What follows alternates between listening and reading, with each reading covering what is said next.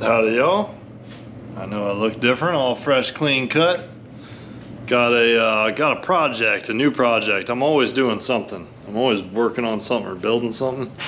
And for a long time I've wanted a little small boat to be able to run creeks and super shallow water, like almost no water. So I picked up a John boat project. Here she is, part of the mess. Kind of had to last minute make room for it. We're gonna coat the bottom of this boat with something fancy, so let's go ahead and get the whole thing sanded down and then we'll start filling holes.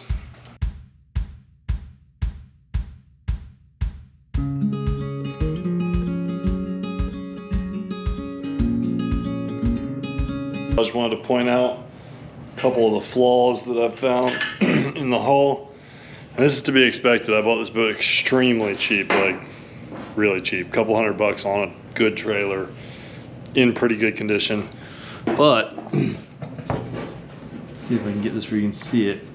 So there we go. So you can see the pitting there. It's definitely not all the way through or anything. We're going to either aluminum braze or TIG weld those shut before we coat the bottom with the slick stuff. And it shouldn't be a big deal. It's a blessing that they're not all the way through, because once they go all the way through, then pretty much TIG welding it, and I'm not that good at TIG welding, so who knows how that would turn out. But we're about 3/4 of the way done sanding here. I'm just sanding it with a little Harbor Freight electric palm sander and 100 grit sandpaper per the recommendations of the epoxy coating company that I'm using. Got the John boat out in the driveway, and what I'm doing now is removing all the decals. So I've already started, but gonna remove that. I've already got the FL numbers off of it, and we'll go back and sand over that to get it smooth. But the goal is today, if it doesn't rain, and I'll keep checking the radar. Sorry for the noise. God, these crickets are crazy. But if it doesn't rain, we're gonna try and get the outer gunnels painted.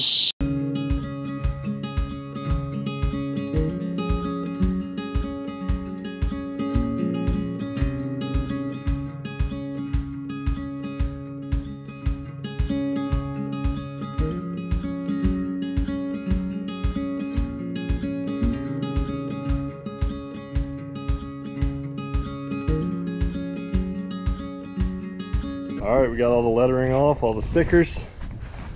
Had to do a little bit of sanding towards the end, but we gotta sand the whole thing anyways. So it's coming right along. As you can see, the whole bottom's already sanded. I did that first. Got some Rust-Oleum self-etching primer. Hopefully that'll allow the oil-based paint to stick a little bit better. I did look online before I bought it and found a lot of people that have done it this way and with okay results. And it actually turned out that it was a lot cheaper to have them mix up a can of what I wanted at Home Depot than it was to buy the spray paint. So I'm gonna come out better on the budget than if I use the spray paint. We'll return the spray paint later. Let's get this thing painted.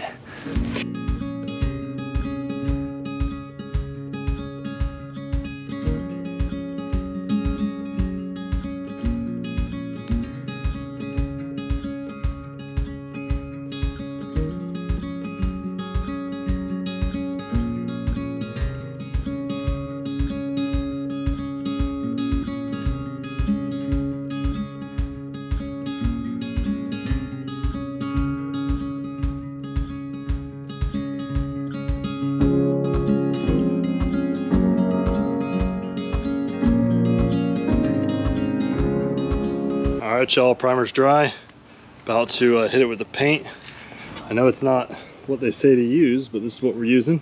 It's in an olive green, much like what I started to use in the spray can. And my wife Mary's gonna help me out because they say you gotta put it on within an hour of the primer, so there's a time crunch. Also gonna do this section in paint because I wanna have enough gator glide to cover a little bit of the gunnel as well. Help me get out of the mud when I do inevitably get stuck.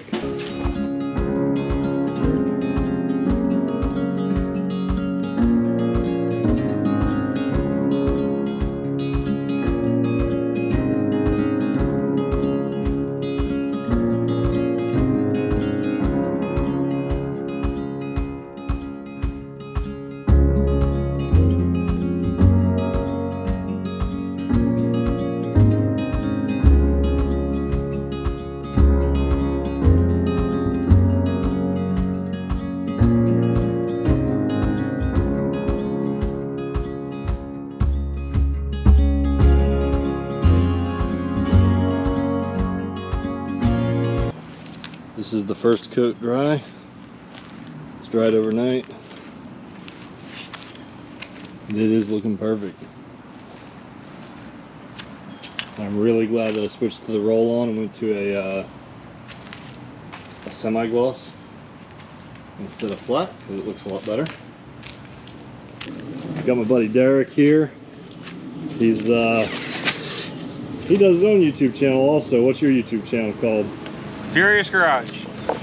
He works for a car collector who's collecting all the original Fast and the Furious cars. It's pretty cool. Check him out. Furious Garage.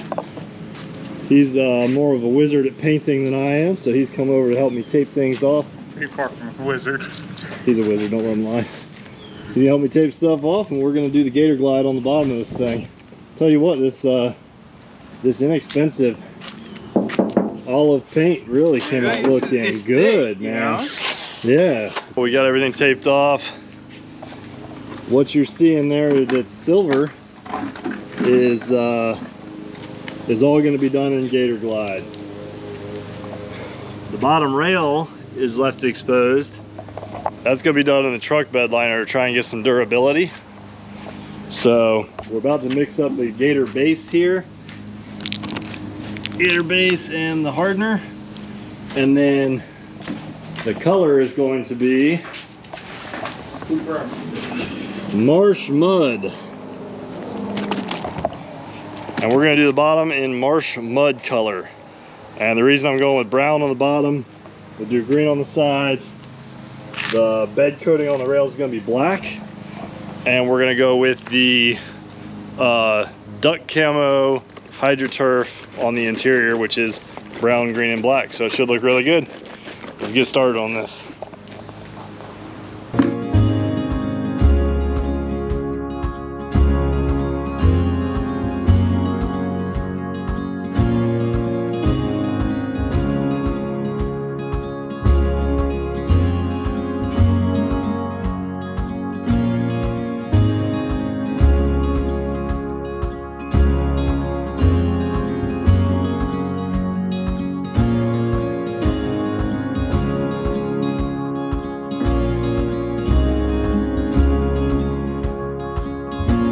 I'll give you a quick showdown. So you can see a little bit of the fisheye. We knocked it all down like the instructions say. But I think it's inevitable. And the second coat will have to cover it. The Gator base is on and done, just in the nick of time. Looks like we might have some sprinkles. It's actually already dry, so it's not just on and done. Which is good because you don't want it drying in high humidity. I'm gonna get this thing back in the garage before this rain comes.